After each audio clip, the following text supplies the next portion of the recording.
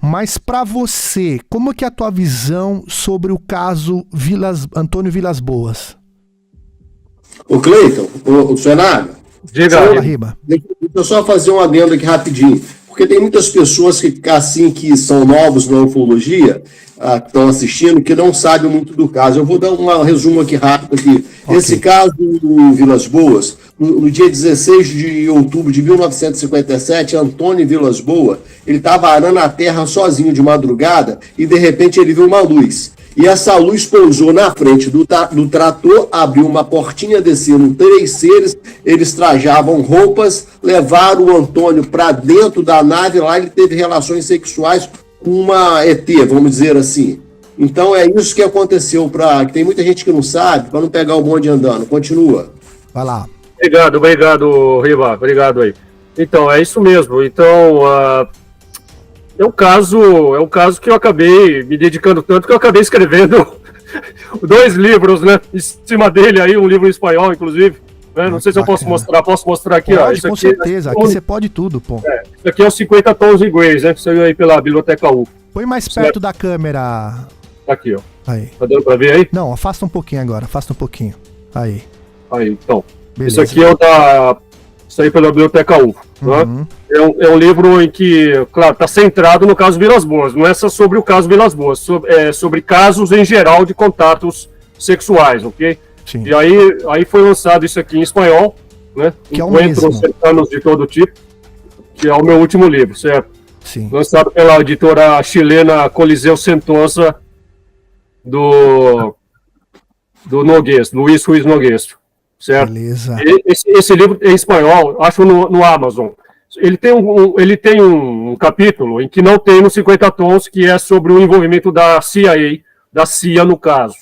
Né? Algo que dá muita polêmica aí, deu muita polêmica já aí uma vez, entendeu?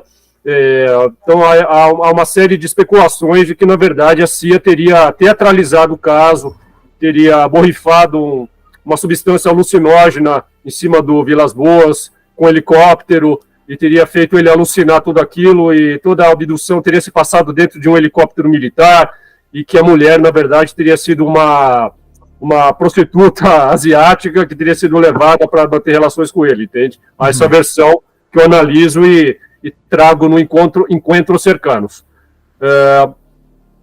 Mas qual era a pergunta? A pergunta era sobre assim, a tua visão, depois que você conversou, tendo essa versão que você acabou de falar aí, né?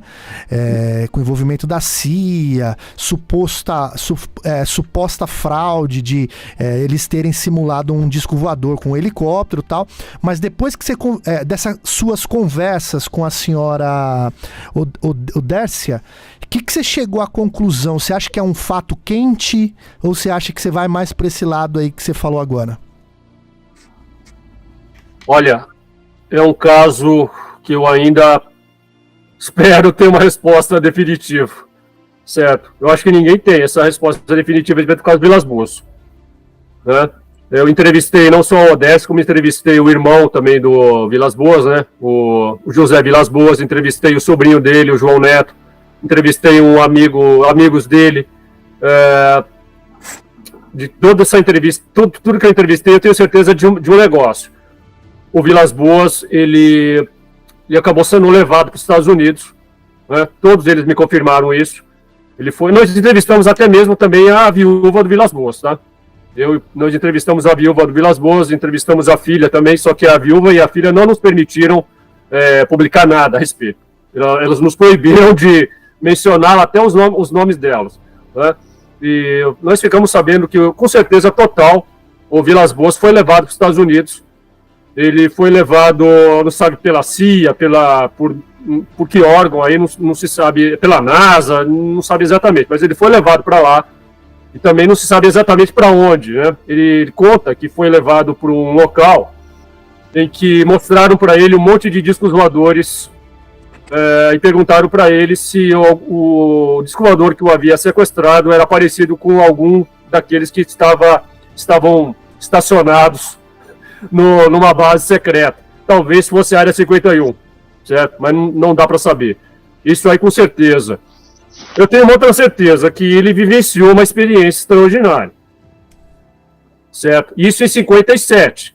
No ano, vamos lembrar aqui, 57, gente, fazia só 5 anos que tinha começado a ufologia no Brasil. A ufologia no Brasil começa em 52 com aquelas fotos do João Martins. Né? Fotos essas que a gente sabe hoje que são fotos... foram fotos fabricadas, né? Fotos falsificadas. Mas, de qualquer forma, foi assim que começou a ufologia no Brasil, em 52. Estava tudo engatinhando, né? Em 57 teve uma grande onda de OVNIs no Brasil também. Foi nos anos em que o Brasil foi varrido por uma das maiores ondas de todos os tempos. Né? Em 57 havia tido uma onda muito grande também. Em 54, né? Aí em 57 estava tendo uma onda. E o caso Vilas Boas, ele aconteceu no mesmo momento em que a União Soviética estava lançando o Sputnik, né? O primeiro satélite artificial, o Sputnik. Tudo uma coincidência, assim, tudo... Foi uma época riquíssima, né? Essa daí, 57. O Aladino Félix, o Dino Kraspedon, também estava lançando o livro dele, Contato com os Exploradores, nesse ano. Foi um ano extraordinário. O Walter Buehler estava lançando os boletins da SBDV, também nesse ano, a SBDV do Walter Buehler, né? Meu caro Riba, que era do Rio aí, né? O Walter Buehler.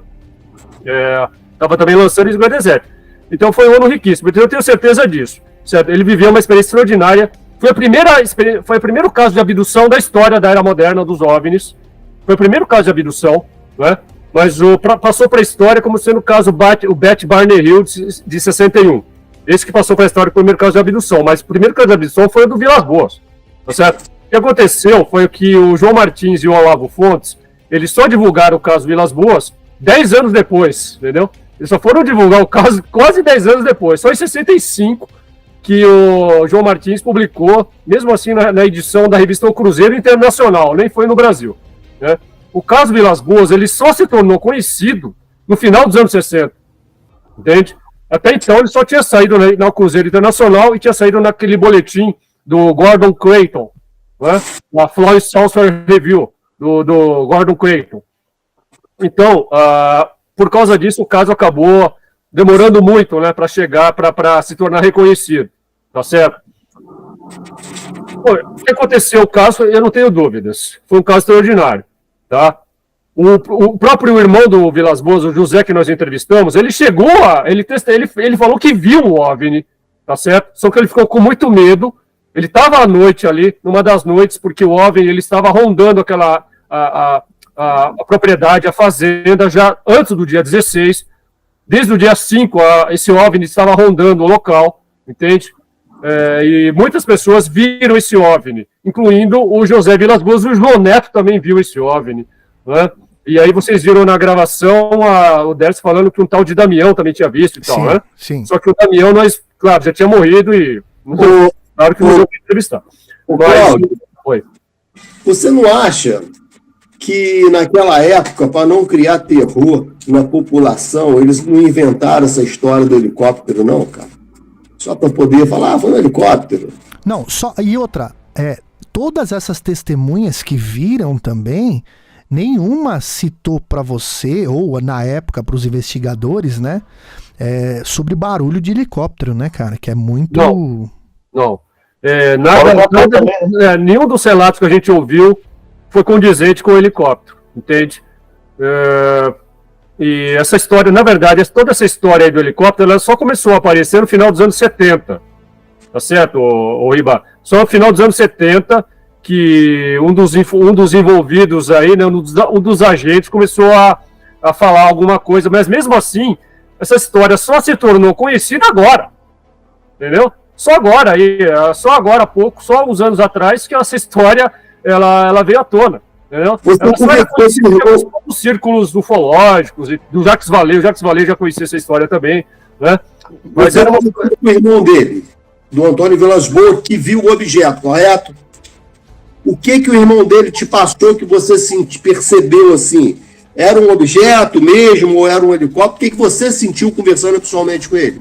Era uma coisa diferente que ele viu? O José Vilas Boas era um sujeito assim, ele se tornou depois um pecuarista, um cara muito, até no chão, sabe? Um cara pecuarista, bastante rico até, ele se tornou bastante rico, né?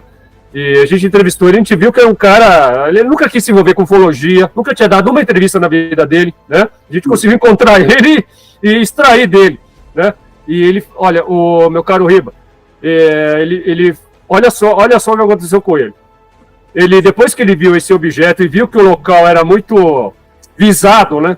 Visado, porque o local ali ele já tinha fenômenos ali estranhos, antes e depois também, entende? O José ele ficou amedrontado com tudo isso daí. Ele disse para nós na entrevista que fizemos com ele. Tem a entrevista, tem uma gravação no meu canal também, tá? Tem aí da entrevista dele. Ele falou pra gente que ele ficou amedrontado com tudo isso daí, entende? A ponto dele ir embora do local. Ele fugiu do local, ele foi embora, tá? Nunca mais voltou ali. Ele disse que tem um medo, um pavor ali do local, entende? Ele nunca mais voltou ali. Então, por isso vocês veem aí, né? Eu acho que um helicóptero não ia deixar o cara apavorar, entendeu? Não ia deixar. Entende? A gente não tinha em 57 ainda um helicóptero que eu saiba, silencioso, né? Ou sofisticado assim, que fosse silencioso, entende? Sim, claro. Fosse silencioso. O trator também desligou o trator, tudo, o trator não ligou mais. Exatamente, teve isso também. O trator também sofreu ali uma interferência eletromagnética, entendeu? Também. Teve esses detalhes aí. Olha, o único detalhe no caso Vilas Boas que eu fico assim até hoje encafifado, né? E também eu acabo discutindo isso, né? Em relação àquela escadinha, né, Riba? Acho que você sabe esse detalhe aí, né? Não, Éder, você sabe esse detalhe. Qual a que é o lance da ali escadinha? que ele relatou, porque ele falou que o OVNI aterrissou ali na fazenda, né? Uhum. Aterrissou ali. E para ele subir no OVNI, simplesmente jogaram uma escadinha, sabe? Tipo essas escadinhas de corda, Sim. que ele falou que desenrolou, assim, entendeu? Uma escadinha metálica que desenrolou, algo assim, e os caras empurraram ele lá, ele teve que subir com uma dificuldade tremenda, os caras tiveram que empurrar ele, um negócio assim meio tosco, né? A gente vai pensar, por que o OVNI era muito tosco nesse sentido? Isso que é estranho, né? Um aparelho assim tão sofisticado, capaz de chegar, de vir de outro planeta, né, devia ter uma tecnologia um pouco mais, né, e também, assim, um outro detalhe também um pouco tosco, foi que quando tiraram o sangue dele, usaram uma ventosa, né, colocaram no queixo dele, né, algo também um tanto quanto, né, convenhamos aqui, né, um tanto quanto rudimentar, né, tosco, assim, um negócio, colocaram uma ventosa, extraíram um monte de sangue, encheu um cálice, ele falou, né? De sangue dele, né? E foi isso, né? E teve aqueles detalhes dele também que passaram uma esponja nele com um líquido, né? Parece que aquilo que o excitou, né? E a gente tem que se perguntar aqui, como é que um cara que passa por uma experiência dessa, né? O cara é sequestrado ali às 2 da manhã, levado por um disco voador, por pessoas, por seres mas totalmente cobertos, né? Só o olho que era visível. O cara, numa experiência pavorosa dessa, ele consegue manter relações, né? Num estado, eu acho que, né? Então, é uma especulação, até o Décio também falou isso, poderia ser um líquido que é aplicado no corpo dele, né? Sim.